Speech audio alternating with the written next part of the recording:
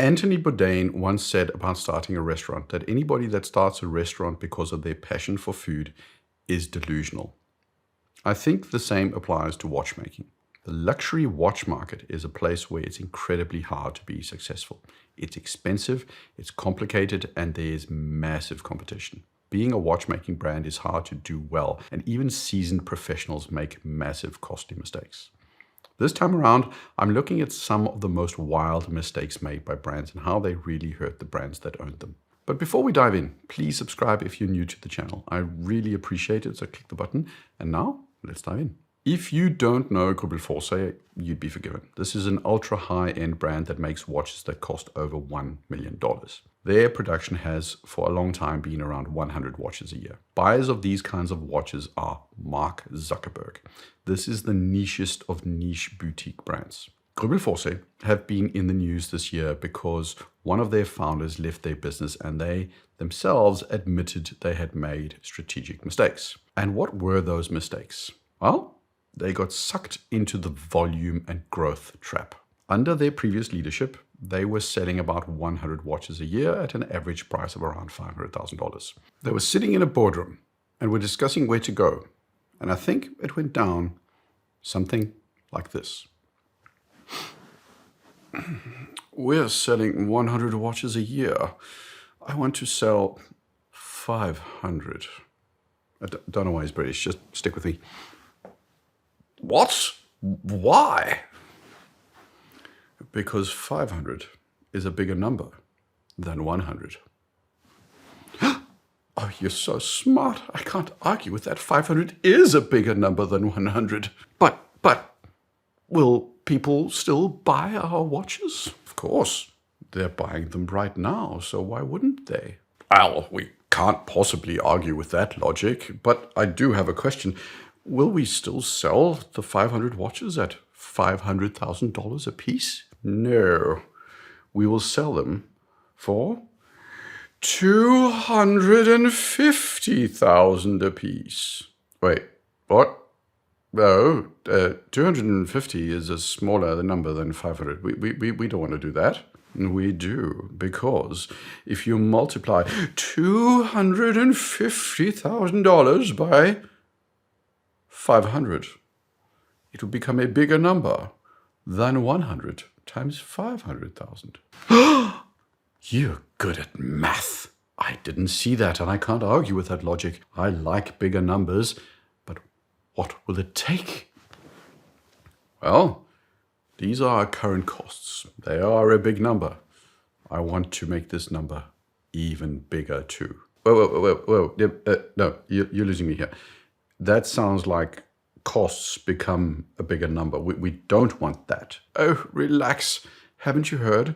You need to spend money to make money. I have heard of that. That's true. You do need to spend money to make money. Okay, I'm convinced. Let's do it.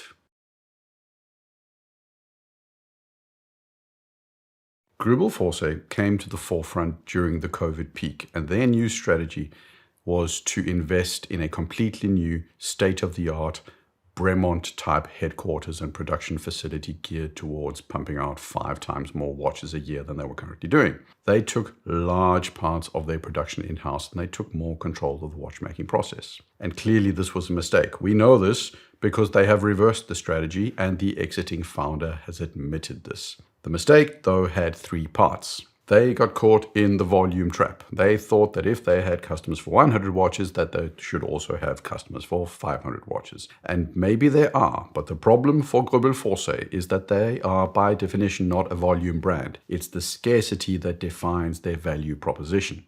This mistake led them to spending ridiculous amounts of money on a big, sexy headquarters. This is, by the way, also a telltale sign of having the wrong focus. The moment more money goes into the building than into the product, that's when you know a company has potentially jumped the shark. They also in-housed big parts of production with machines you'd usually see in companies with much higher volumes. They went essentially from a small family, call it a studio kind of operation, to being a niche luxury brand with a capex expenditure on the level of, well, not quite IWC, but of one of the bigger players. This is just egregiously bad management. It's a complete misunderstanding of what Greubel Forsey's strength was. And then, they massively overspent to get somewhere that ultimately would dilute their brand. JLC is the watchmaker's watchmaker. Rumors have been going around that Jerome Lambert is orchestrating a possible management buyout of the company. Whenever a buyout or sale is on the table, it's a sign that the current owner is not happy with the return on investment. When that's the case, the valuation is low, so a buyout becomes feasible. JLC made the mistake of raising prices without offering a better product. The management consultant that presented the slide that said higher priced watches are more profitable should be punished because it has been the cause of so many bad decisions that it's almost comical. The market analysis has been clear. The Swiss market has concluded that they needed to exit the low price, high volume space and go into the lower volume, high price space. This is a movement that the industry has been making since the 2000s. Around COVID though, customers had disposable income and started buying a lot of watches. Brands like JLC saw this and they saw them having great years and they concluded, let's pump up the prices even more. And now they're being talked about as being for sale because customers are not stupid. Higher prices with no better features does not succeed. JLC have not improved their product in any noticeable way. They have not improved their brand in any meaningful way. The Reverso is still the Reverso. It just costs 10, 15, 25% more than it did 2, 3, 4 years ago. Management thought that their brand was undervalued. They listened to the pundits, the journalists, and the consultants who said focus interviews show that customers feel that your brand is completely underrated. You can totally get away with charging more for such a fantastic product. The problem was, I don't think they could. If I'm going to be a little bit rough on them, I'd say this is the situation where your friend, you tell them, oh, you have a really underrated voice. And the next thing you know, your friend has signed up to participate in American Idol and gets ejected on day one by Simon Cowell, who concludes that you're moderately more melodic than a cat being run over. It feels good to be told you're underrated. But the reality was that JLC are the watchmaker's watchmaker. And they were underrated because there was a group of customers that respected the value that JLC represented at their old prices. They were a niche brand, and for every black dial, black bezel diver some other brand sells, the number of Reversos sold is tiny in comparison. But it worked until they raised their prices. They were no longer playing in the luxury value space. Now they're just competing just below brands like Patek and Vacheron and a million others, but they're not good enough compared to them in terms of brand. Their brand as the watchmaker's watchmaker is just not powerful enough in that space. Plus, they alienated a whole range of other customers, and now they're being discussed as up for sale. Panerai have two problems. One is fundamental and probably not solvable. The other is a management mistake. The fundamental problem is that they are largely a one-trick pony. They have the same watch with the same case shape in 3 versions. The Radiomir, that's the one with the wire lugs, the Luminor, that's the one with the crown guard, and the Submersible, which is the one with the crown guard and the bezel.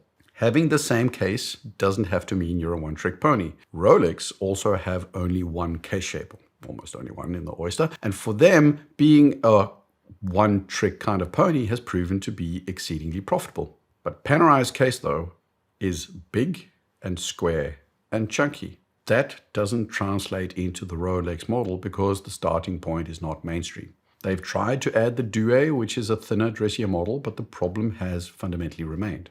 But this might have been fine if Panerai had not made management mistakes.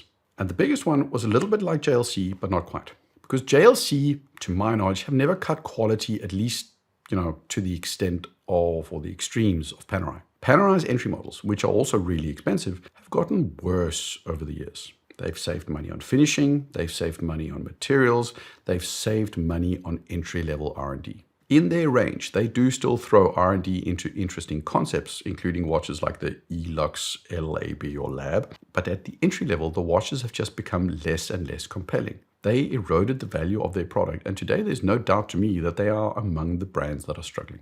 We also have to talk about Omega.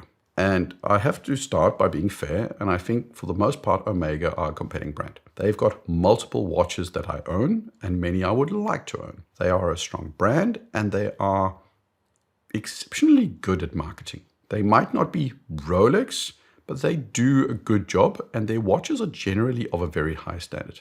Despite price increases, I still think you get a lot for your money. Their mistakes, though, are not as strategically egregious as those of JLC, Panerai, or Greubel Forsey, but tactically, I think Omega is sometimes run by a part-time intern. They consistently do 2, 3-ish things that continue to baffle me. One is pricing, and I'm not talking about high prices. I'm talking about how they release a watch. So an Aquaterra, $7,100 on a steel bracelet with a white dial. But the one with the black lacquered dial is $7,400. Now, for those of you that don't know, most brands figure out their ballpark MSRP by taking the cost to produce a watch and multiply by a set number. It's essentially a markup. So 3x, 10x, 30x, doesn't really matter. Lacquered dials cost more than other dials, so it's probably true that the black dial is more expensive to make than the white dial. The problem is, the customer doesn't understand why black should be more expensive than white. In the case of the new Speedy with a reverse panda dial, a ceramic bezel, and a lacquered 2-disc dial, it ends up costing 14% more than the other Speedies. Cost-wise, it might be totally justified, but from a positioning perspective, it just makes no sense. They also have too many models. The intern in charge of pricing is also in charge of the models, and he always says yes. They have a chronograph in the Speedmaster. Someone suggested a 2-counter model. He said, go for it. The 2-counter model with a 57 in the name. Go for it, they said. A flight qualified model. Go for it. Other brands take a careful look at their back catalogue, and they think long and hard about what they should launch as a permanent lineup or as a limited edition. Omega doesn't do that. If one person in the intern pool likes the idea, the watch is getting made. And that leads to a Seamaster Chrono, a ceramic white 300M, Olympic editions left, right, and center. All brands need variety. You can't be a one-watch brand, unless, of course, you're Audemars Piguet. Every brand has to accept that not everything sells equally, and the 1908 from Rolex is not moving in the same numbers as a Datejust or a Submariner. But what you don't want is a completely diluted lineup where you have a few sellers and then a million SKUs that just gather dust, and I'm pretty confident that that's the case with Omega. They are strategically sound, but they're tactically or operationally a mess. Rolex, I do feel, have also made mistakes, and I'm not one of the people that thinks that Rolex have completely structurally manufactured scarcity. They don't produce enough Daytonas to meet demand. That's true. They have no interest in doing that. They do have a clear prioritization of how many subs, Datejust, and Daytonas they will make every year. And their Daytona is not high on the volume levels. They are also not in the game of hitting all demand. They are perfectly happy to have a certain level of waiting list for many of their models. But especially up to and after COVID, Rolex responded far too slowly. They didn't address the shortages in the right way. Rolex are known for moving at a glacially slow pace. They don't jump on trends. Their product development is slow and methodical. They are literally known for being the brand with the highest production standards of all mass-producing brands. Quality costs on speed, but they were too late in addressing increased demand. I get this picture of them being a bit like the RAM producers who don't want to commit to building big new factories because they never wanted to get to a point where they have too much capacity. They'd rather live with short and medium-term under-delivery than a more longer-term oversupply. But in this specific COVID scenario, their caution was a step too far. Also, a little bit of management humility and openness would have been forthcoming. Rolex lost so much goodwill among buyers for their approach to the post-COVID hype. Rolex's usual closed non-communication and introversion worked against them, and a more engaged approach to interacting with the surrounding world could have mitigated some of the Rolex hate that ended up being built up. They have also been far too slow in finding solutions to controlling bad AD behavior. Even in Denmark, there is an AD who is being criminally prosecuted for ways they have sold things out the back door and not paying VAT on, among others, Rolex watches. ADs are vendors and they are technically speaking independent of Rolex, but they could have done much more to weed out the really bad eggs who just funneled all their products to grey market dealers through the back door. On that, they have just been far too slow to respond. Tag Heuer should never ever have done connected watches. The amount of money they've thrown at that was just a huge mistake. Why they don't kill it off, I do not know. And even if they are making money, they shouldn't be in the space of making tech products. Bremont are amazing because this is a brand that has probably made every mistake you can imagine. Under their old owners, they also made the Greubel Forsey mistake, or rather Greubel Forsey made the Bremont mistake. They built a giant, beautiful flagship HQ, Union Jack and all, and they burned through money at a pace that is, hard to replicate. Reason a lot of watch brands still have their workshops in the same house that they founded in 1857 is not because of some romantic attachment to the building. It's because building a manufacturer on Swiss soil is ridiculously expensive. It makes sense to stay in the building you've had for centuries, so that's why you do it. But that's not even the biggest mistake that Bremont had. Their mistake was twofold. The first one was when their new CEO said they were going to be a value brand, and then they released a watch at the same price as a Tudor, but with inferior components. They simply weren't value at all, and they still aren't. There are a few of their watches that I think look decent, but when you go through the specs and the materials and compare with brands at the same price point, they just don't compete. To me, though, the biggest mistake is their Stone Island rebranding. I have to give it to them. The analysis that moving from a niche British-made story with a lean towards military and aviation to a more broadly appealing globalized value space is probably a correct one, but the land, sea, and air thing is just the blandest of bland rebrandings I can possibly think of. To me, it's the definition of mid.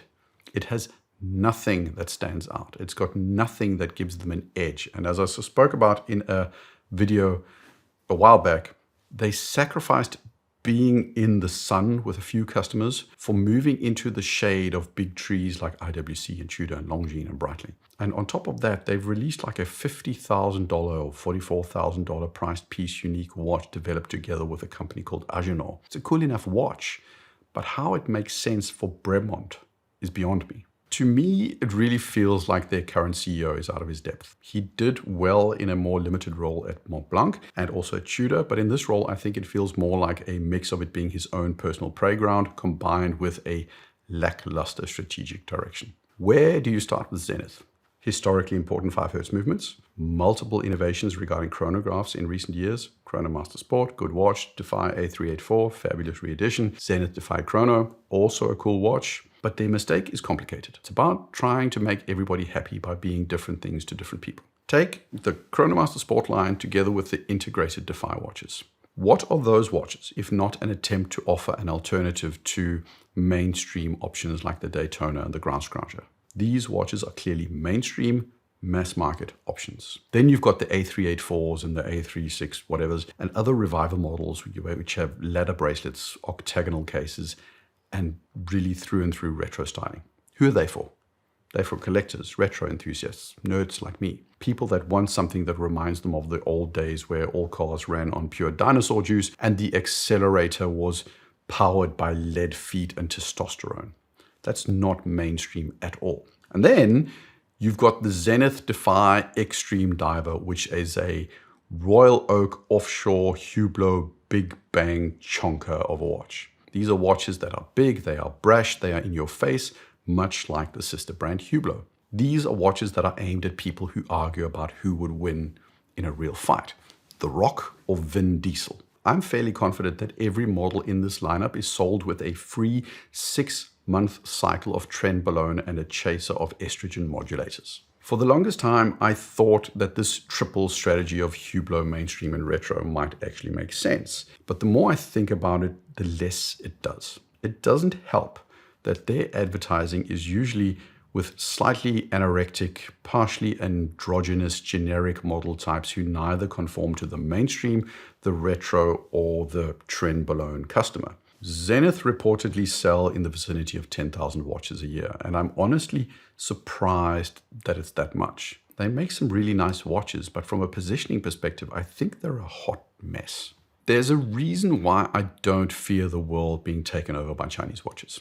It's not because I think the watches are worse. I've spoken many times about the strengths of especially case, bracelet, and dial manufacturing from China. When you throw in an NH35 movement on top, Chinese watches are really decent, especially considering their usual low prices. But the reason I don't fear them is, and we'll take a brand like San Martin. They are making more. I wouldn't call them super original, but they're not just, a homage brand anymore. They have a lot of watches where there is enough variation that you can't immediately point a finger at the Swiss or the Japanese original. They are clearly making their own designs or own watches. The mistake Chinese brands like San Martin are making is this. It's a drop-down menu with SKU numbers. What's the difference between an SN101 and an SN111? I don't know.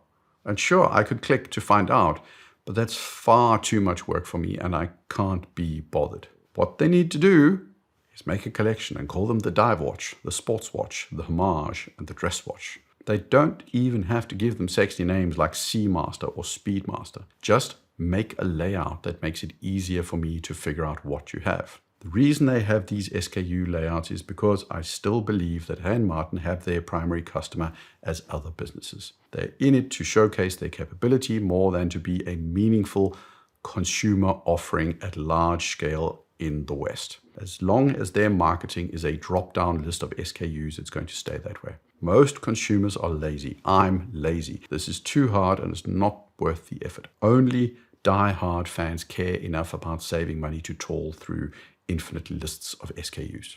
Last one, Christopher Ward. Mark the day, people. It's the day where a YouTuber said something negative about Christopher Ward. To frame the criticism, I'm going to talk about YouTube. When I put out a video, I see a spike on the first day. The next day, there's a drop in viewership that's completely predictable. I know pretty much. I can model it down to a few hundred views usually.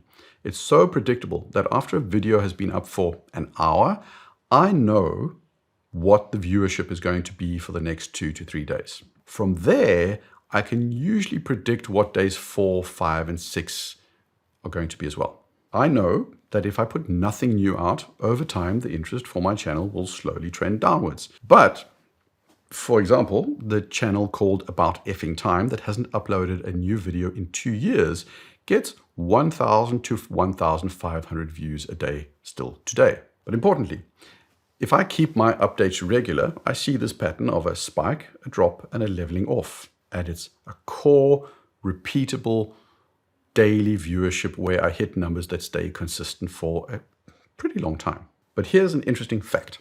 If I put out too many videos, I get more spikes, but the individual spikes almost consistently become smaller and the drop-off is faster. If I give you guys too much content, you lose overall interest faster. I basically risk oversaturating. I've modeled this out on my own channel and on the channels of other YouTubers. If you are a YouTuber and you're uploading too much, your channel suffers systemically. And if you haven't run the numbers, you wouldn't realize it. Your overall views might be high, but your core viewership drops and your foundational viewership drops. In the company I work in on a day-to-day, it kind of works the same way with the product that they have. And that's my concern with Christopher Ward. Potentially oversaturating with too many releases. The Clipper, the Bark and Jack Diver, the C60, the Jump Hour, the Lumieres. I don't have data for this, but I do think they are at risk of oversaturating. I do understand the inclination to keep feeding the hype cycle and looking for those peaks, but I'm not sure it's healthy in the long run. Less is sometimes more. Those were a few of the mistakes I believe some fabulous and not so fabulous brands have made. Do you agree with me? Where am I off? And are there other mistakes from other brands you would like to call out? Share them in the comments. Stay classy. Like, subscribe. Cheers.